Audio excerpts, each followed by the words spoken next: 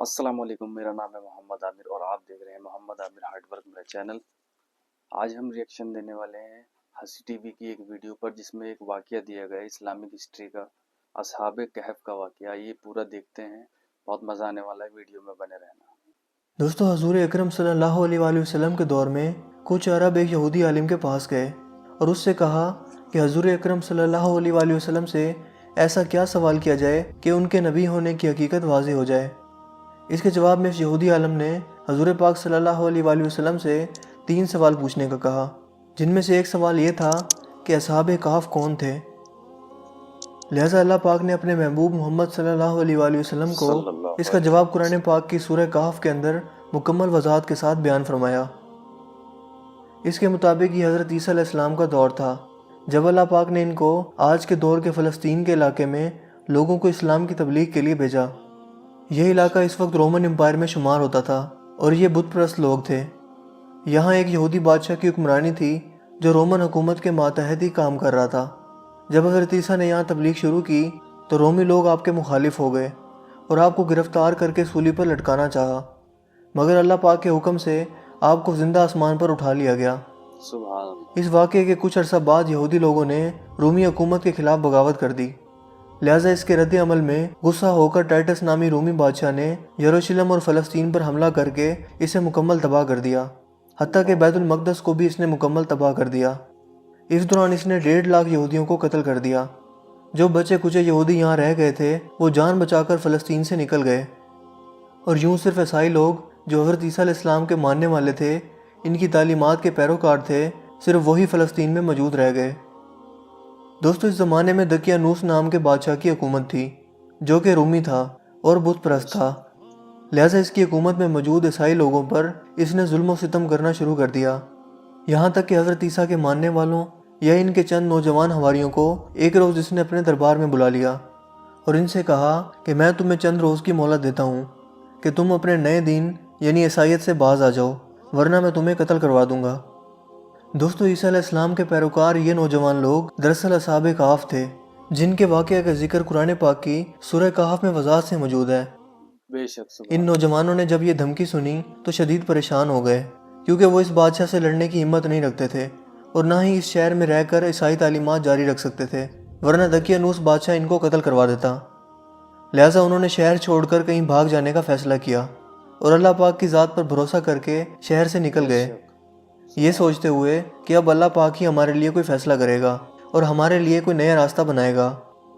यहाँ तक कि वो एक पहाड़ के गार में जाकर छुप गए और वहीं उसी गार में ही सो गए। यहाँ तक कि सोते सोते इन पर 300 साल का अरसा गुजर गया, यानी 300 बरस तक ये लोग इस गार में सोते रहे।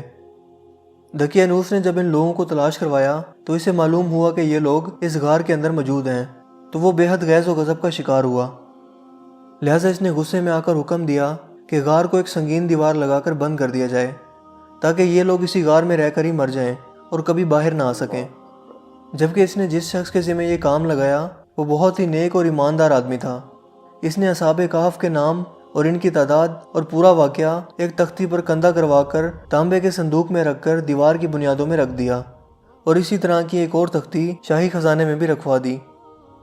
इस 300 साल के अरसा के दौरान दकियानूस बादशाह मर गया और कई बादशाह और कई हुकूमतें आईं और चली गईं। यहाँ तक कि 300 ईस्वी में रोमन एम्पायर ने भी ईसाईयत इख्तियार कर ली। इस ज़माने के बाद यानी 446 ईस्वी में बेदरूस नामी ईसाई बादशाह की हुकूमत आई, जो कि एक नेक दिल और इंसाफ पसंद बादशाह था और इसने 68 साल तक शान व शौकत से हुकूमत की।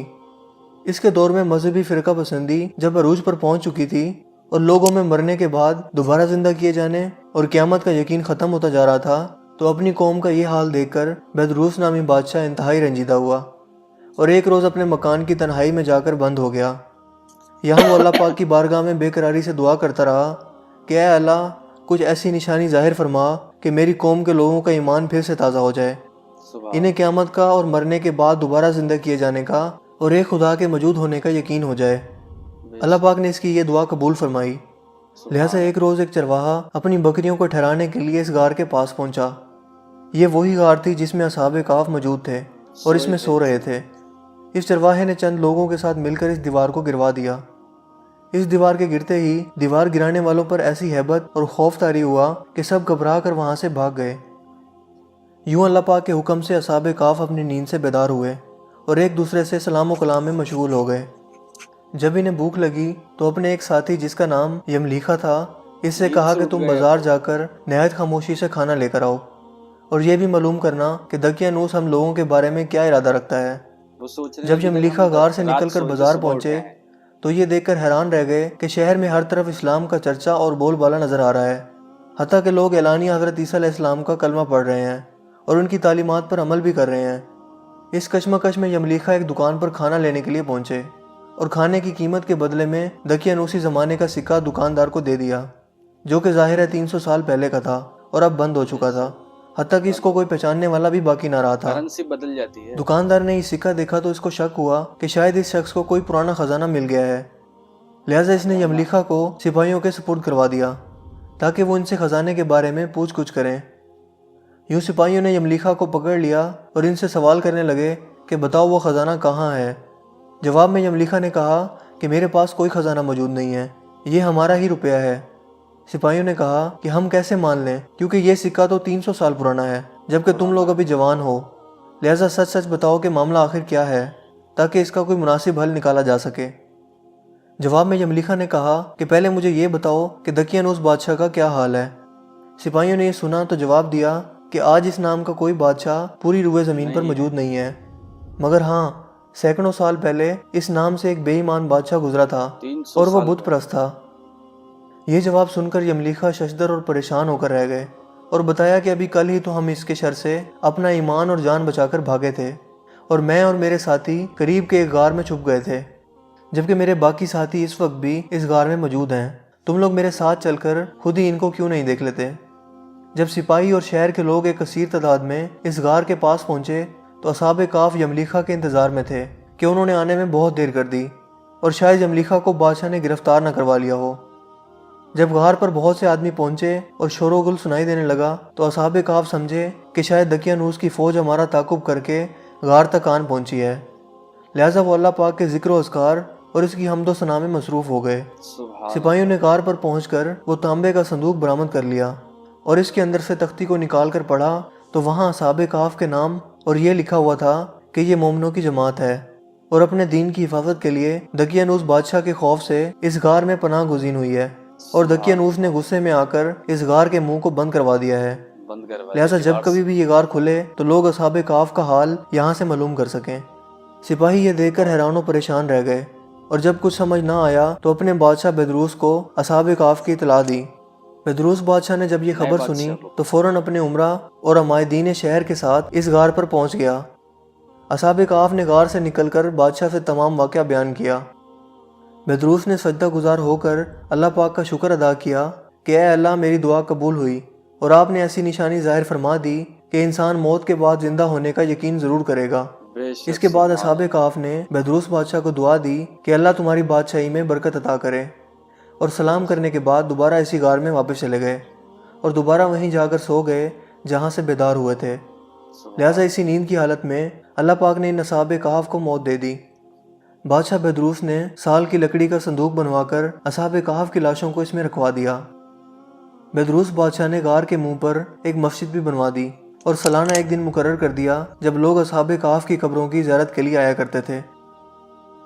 دوستو، اصحاب کہف کی تعداد کے بارے میں علماء کرام کی بہت سی رائے پائی جاتی ہیں۔ حضرت عبداللہ بن عباس فرماتے ہیں کہ اصحاب کہف کی تعداد 7 ہے، جبکہ 8واں ان کا کتا تھا، جبکہ ان کے ناموں میں بھی کافی اختلاف موجود ہے۔ حضرت علی رضی اللہ تعالیٰ عنہ سے روایت ہے کہ ان کے نام یہ تھے: یملیخا، مکشمنا، مشلینا، مرموش، گبرنوش، شازنوش، اور 7واں ایک چرواہا تھا جو ان کے ساتھ چل پڑا تھا، جس کا ذکر آپ نے نہیں فرمایا، جبکہ ان لوگوں کے کتے کا نام کثیر تھا۔ دوستوں، یہاں سوچنے کی بات یہ ہے کہ آخر ایسا کیسے ممکن ہوا؟ اصحاب کہف پر وقت اثر انداز کیوں نہیں ہوا اور نہ ہی ان کے جسمانی خد و خال میں کوئی تبدیلی واقع ہوئی، جبکہ ان کے آس پاس 300 سال کا وقت گزر گیا؟ سائنسی طور پر اگر اس کی وضاحت کریں تو ایسا تب ممکن ہو سکتا ہے جب تھیوری آف ریلیٹیوٹی کے مطابق اس غار میں جہاں اصحاب کہف لیٹے ہوئے تھے، اس جگہ کا گریویٹیشنل فیلڈ غار سے باہر موجود جگہوں سے بالکل کم ہو گیا ہو یا پھر تقریباً ختم ہو گیا ہو۔ لہٰذا ان کے لیے وقت رک گیا ہوگا، جبکہ ان کے آس پاس کا تمام وقت چلتا رہا۔ بظاہر ایک ہی فریم آف ریفرنس کے ہوتے ہوئے ایسا ناممکن نظر آتا ہے۔ دوستو آپ کو ویڈیو کیسی لگی کمنٹ میں ضرور بتانا۔ جب تک کے لیے اللہ حافظ، شب بخیر، اپنا خیال رکھنا، اللہ حافظ۔